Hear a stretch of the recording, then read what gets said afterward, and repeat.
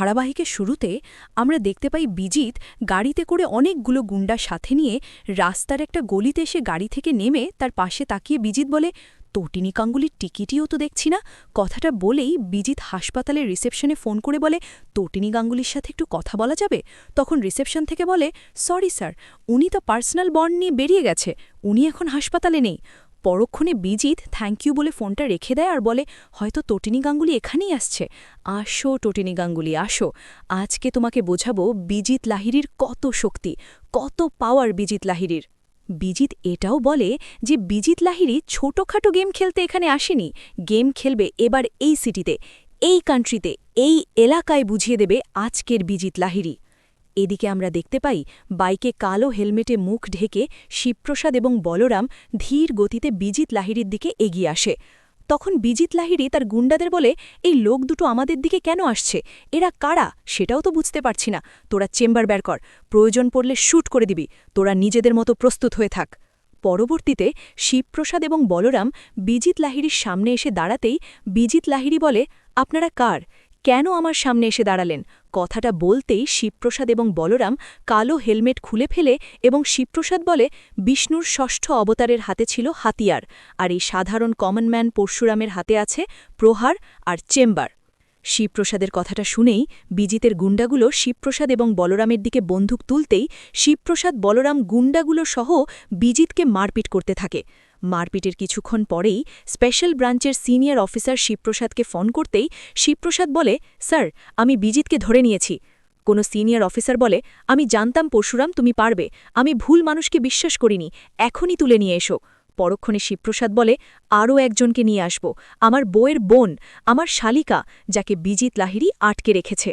অপরদিকে আমরা দেখতে পাই টটিনী সুস্থ অবস্থায় নিজের অফিসে এসে কয়েকজন গুন্ডাকে মারে আর বলে, আমার লাট্টুকে তোরা কোথায় আটকে রেখেছিস বল, আমার লাট্টু কোথায়, তোরা আমার লাট্টুকে বাঁচিয়ে রেখেছিস নাকি মেরে ফেলেছিস? তখন গুন্ডাগুলো ভয়ে ভয়ে বলে, লাড্ডু বেঁচে আছে।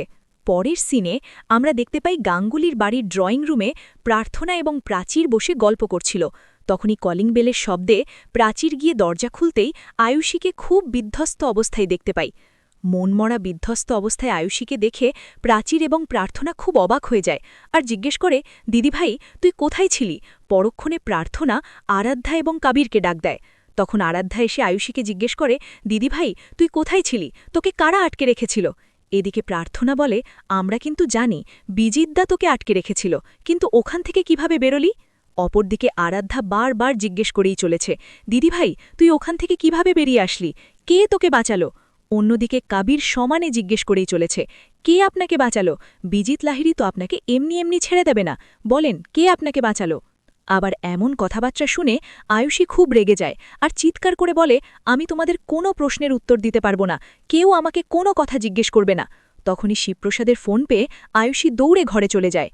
পরবর্তীতে আয়ুষী শিবপ্রসাদকে ফোন করে বলে, আমি আপনার কথা কাউকে কিছু বলিনি, আমাকে সবাই অনেক জিজ্ঞেস করেছে, কিন্তু আমি কাউকে কিচ্ছু বলিনি, আমি সারা জীবন আপনার কাছে অনেক ভুল করেছি, পারলে আমাকে ক্ষমা করে দিয়েন, আপনার ছেলেটা নিখোঁজ, যদি কোনো সাহায্য লাগে আমাকে বলবেন। কথাটা বলেই ফোনটা রেখে দেয়।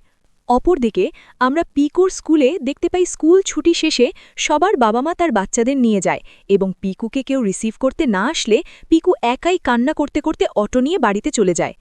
এরপর পিকু যখন রাস্তায় বের হয়ে অটোতে ওঠে তখন রাস্তায় থাকা একটা লোক শিবপ্রসাদকে ফোন করে বলে, আপনার মেয়ে এখনই অটোয় উঠে একা একা চলে গেল, আপনারা কেউ নিতে আসেননি?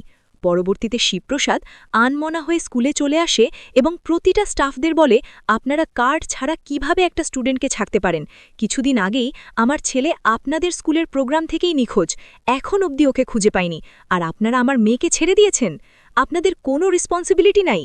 শেষ পর্যায়ে আমরা দেখতে পাই পিকো বাড়িতে ফিরে ঘর অগোছালো দেখে বলে, ঘরের মধ্যে কি অপরিষ্কার হয়ে রয়েছে, আমি তো এখন অনেক বড় হয়ে গিয়েছি, আমি নিজেই সবটা করে নিতে পারবো। এটা বলেই পিকো ঘরের কাজ করতে শুরু করে দেয়।